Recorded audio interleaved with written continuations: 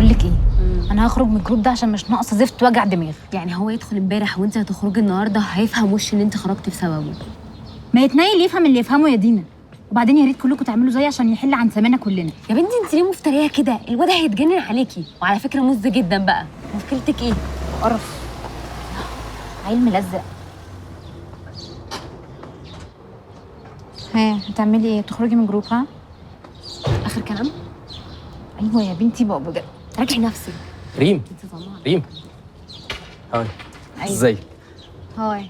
انا زياد، ابن اخت رحيم السيوفي. هاي يا زياد، عامل ايه؟ كله تمام. طنط رحاب كانت لسه عندنا امبارح. بجد؟ والله. انت معانا هنا في الجامعه؟ بنتي انا معاكم هنا من زمان جدا، بس بصراحه ما كنتش باجي اسلم. وما كنتش بتيجي تسلم ليه؟ يعني ما كنتش عارف هاجي اقول ايه. فجاي تسلم دلوقتي عشان خالك عندنا وفي مصلحه؟ ها؟ لا والله الحكايه مش كده خالص. انت لسه هتحكي لي حكايه؟ انا اسف، انت وراكي حاجه؟ يا ابني بهزر، في ايه؟ اوكي، انا بس كنت عايز اجي ازور خالي عندكم في الجماليه. قصدك في بيت جدي القديم. بقول لك ايه، واحنا في الجامعه تنسى حوار بقى الجماليه ده خالص. بيت جدي القديم. ها يلا زين، شكلك متاخر. عندك سكشن؟ يلا عشان ما تاخرش. باي باي. مجنونه.